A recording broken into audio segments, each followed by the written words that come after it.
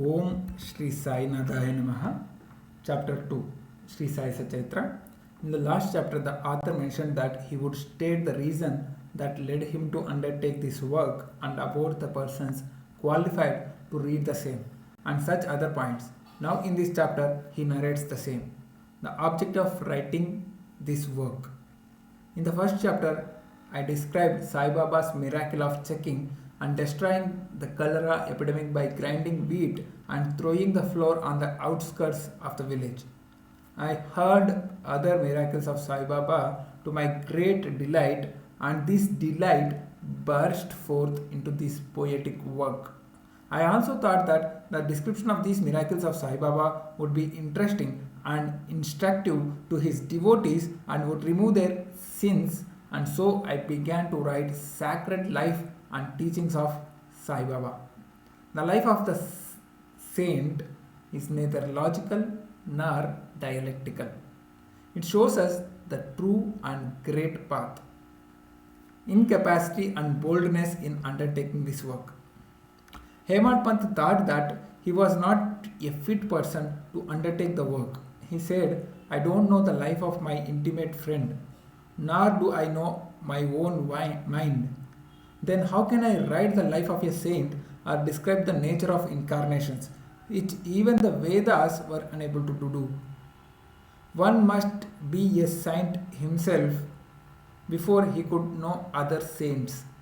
Otherwise, how can I describe their glory? To write the life of a saint is most difficult.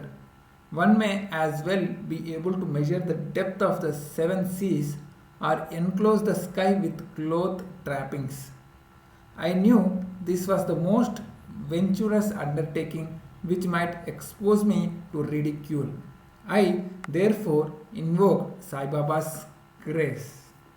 The premier poet saint of Maharashtra, Shri Gnaneshwar Maharaj, has stated that the Lord loves those who write the lives of the saints, and the saints also have their own peculiar method of assigning the service which the devotees long for. The saint inspires the work, and the devotee becomes only an indirect cause or an instrument in which achieving the end. Let us take an example. For instance, in 1700 Shaka year, the poet Mahipati aspired to write the lives of saints. Saints inspired him and got the work done. So also in 1800 Shaka year, Das Ganu's service was accepted. The farmer wrote 4 books: Bhakta Vijaya, Santa Vijaya, Bhakta Lilamrut, Santa Lilamrut, while the latter wrote 2 books, Bhakta Lilamrut and Santa Katamrut, in which the lives of the modern saints were described. In chapters 31, 32, 33 of the Bhakta Lilamrut and chapters 57 of Santa Katamrut, the life and the teachings of Sai Baba are very well depicted. These have been separately published in Sai Lila magazine, volume number 11 and volume number 12, volume number 17. The readers are advised to read these chapters.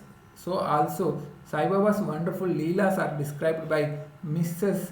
Savitri Bhai Raghunath Tendulkar of Bandra in a small book named Sri Sainath Bhajanamala. Das Ganu Maharaj also has composed various sweet poems on Sai Baba. A devotee named Amidas Bhavani Mehta has also published some stories of Sai Baba in Gujarati. Some number of Sainath Prabha, a magazine published by Dakshina Bhiksha Samstha of Shirdi, are also published. Then the question of objection comes in that while so many works regarding Sai Baba are extant, why should this Satcharitra be written, and where is its necessity? The answer is plain and simple. The life of Sai Baba is as wide and as deep as the infinite ocean, and all can dive deep into the same and take out precious gems of knowledge and bhakti and distribute them among the aspiring people. The stories, parables and teachings of Sai Baba are very wonderful. They will give peace and happiness to the people who have afflicted with sorrows and heavily loaded with miseries of this worldly existence, and also bestow knowledge and wisdom both in worldly and in spiritual domains. If these teachings of Sai Baba, which are as interesting and as instructive as the Vedic law, are listened to and meditated upon, the devotees will get what they long for. That is, union with Brahma, mastery in the Eightfold Yoga, bliss of meditation, etc. So I thought that I should call these stories together. That would be my best upasana. This collection would be most delightful to those simple souls whose eyes were not blessed with the Sai Baba's darshan in the physical form.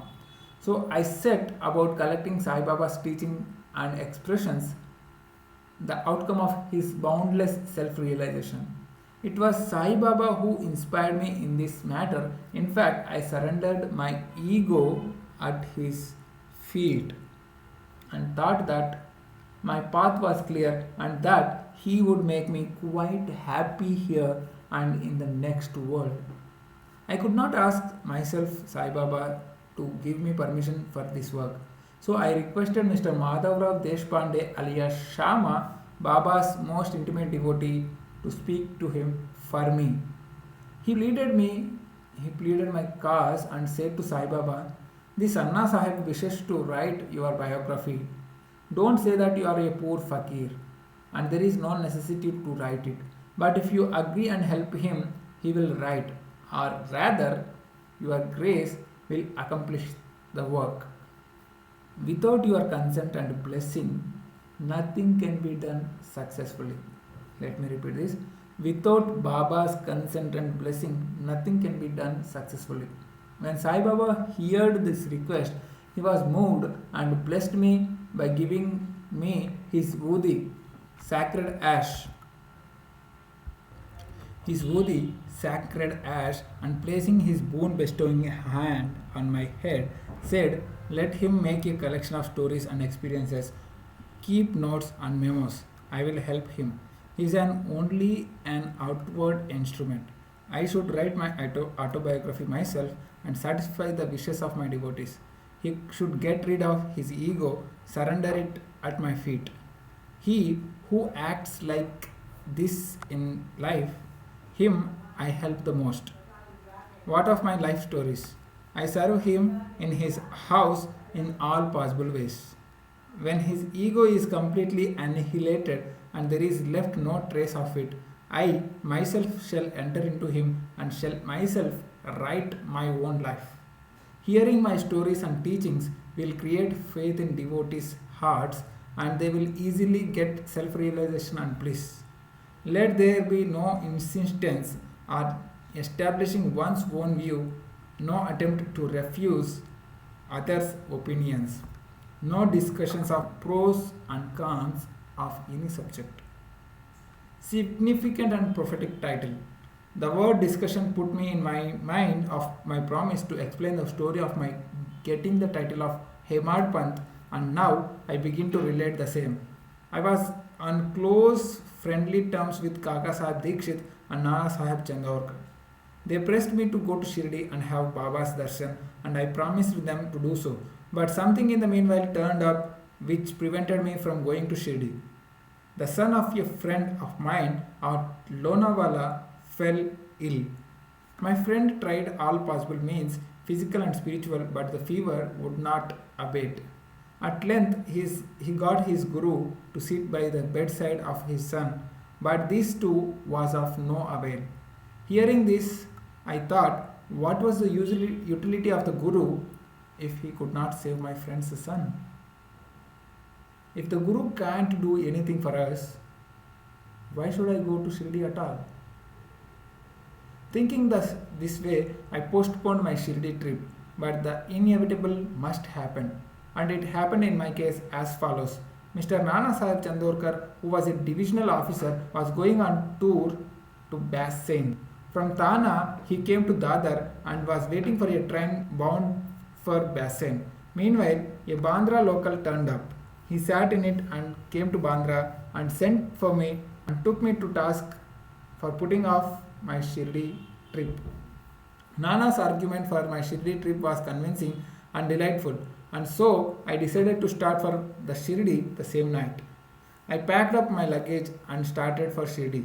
I planned to go to Dadar and from there to catch the train for Manmad, and so I booked myself for Dadar and sat in the train.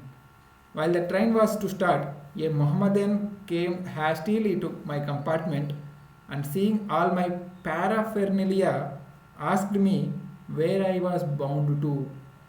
I told him about my plan. He then suggested that I should go straight to Bori Bandar and not to wait at Dadar, as the Manmad mail did not stop at Dadar. If this little miracle had not happened, I would not have reached Shirdi next day, as settled and many doubts would have assailed me. But that was not to be. As fortune favored me, I reached Shirdi the next day before 9 or 10 am. Babu Sahib, Kaka Sahib Dikshit, was waiting for me there. This was in 1910, when there was only one place, that is Sates Wada, for lodging pilgrims devotees. After alighting from the Tonga, I was anxious to have darshan. When the great devotee Tatya Sahib Nolkar returned from the masjid and said that Sai Baba was at the corner of the Wada and that I should get first the preliminary darshan and then after bath see him at leisure. Hearing this, I ran and prostrated before Baba and my joy knew no bounds. I found more than what Nana Chandorkar had told me. All my senses were satisfied and I forgot my thirst and hunger. The moment I touched Sai Baba's feet, I began a new lease of life. I felt myself much obliged to those who spurred and helped me to get the darshan, and I considered them as my real relatives, and I cannot repay their debt. I only remember them and prostrate mentally before them. The peculiarity of Sai Baba's darshan, as I found it, is that by his darshan our thoughts are changed, the force of previous actions is abated, and gradually non-attachment or dispassion towards worldly objects grow up. It is by the merit of actions in my past births that such darshan is got, and if only you see Sai Baba, all the world assumes the form of Sai Baba. Heart discussion. Yes, serious debate. On the first day of my arrival in Shirdi, there was a discussion between me and Bala Sahib Bhate regarding the necessity of a guru. I contended, why should we lose our freedom and submit to others when we have to do our duty? Why a guru is necessary? One must try his best and save himself. What can the guru do to a man who does nothing but sleeps insolently? Thus I pleaded free will while Mr. Bhate took up the other side, that is destiny, and said, whatever is bound to happen, it must happen. Even great men have failed. Man proposes one way, but God disposes the other way. Brush aside your cleverness, pride, or egoism, it won't help you. This discussion, with all its pros and cons, went on for an hour or so. And as usual, no conclusion was arrived at. We had to stop the discussion ultimately as we were exhausted. The net result of this was that I lost my peace of mind and found that unless there is a strong body consciousness and egoism, there would be no discussion. In other words, it is egoism which breeds discussion. Then, when we went to masjid with others, Baba asked Kaka Sahib Dikshit the following: what was going on in the Sates Wada? What was the discussion about? And staring it at me, Baba further added, What did this Hemad Pant say? Hearing these words, I was much surprised. The masjid was at a considerable distance from the Sateswada, where I was staying and where the discussion was going on.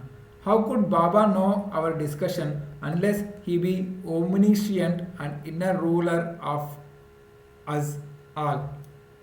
I began to think why Sai Baba should call me by the name of Hemad Pant. This word is a distorted form of Hemadri Pant. This Hemadri Pant was a well-known minister of the kings Mahadev and Ramdev of Devgiri of the Yadav dynasty.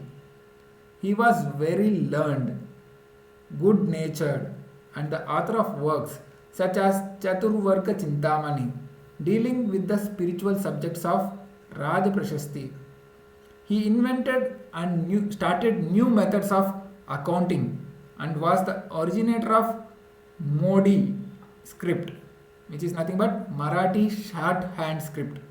But I was quite the opposite, an ignoramus and of mediocre intellect.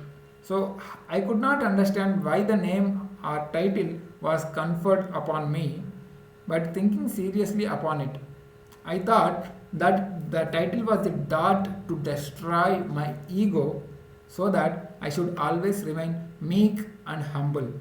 It was also a compliment paid to me for the cleverness in the discussion.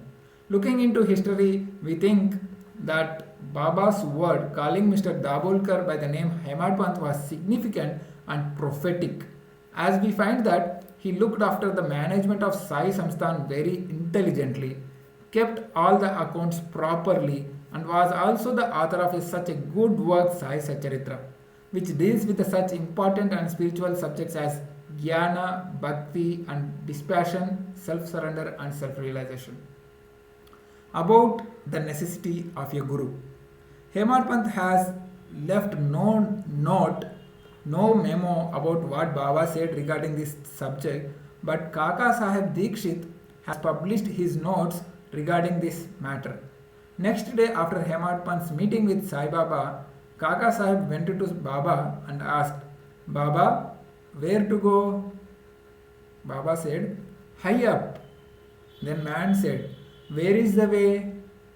Baba said, there are many ways leading there. There is one way from here also, that is from Shirdi also. The way is difficult. There are tigers and wolves in the jungles on the way. Kaka Sahib asked, but Baba, what if we take a guide with us? Baba answered, then there is no difficulty. A guide will take you straight to your destination, avoiding wolves, tigers, and ditches, etc. on the way. If there be no guide, there is the danger of your being lost in the jungles or falling into the ditches. Mr. Dabolkar was present on this occasion and he thought that this was the answer Baba gave to the question whether Guru is a necessity or not. And he thereupon took that hint. No discussion whether man is free or bound is of any use in spiritual matters.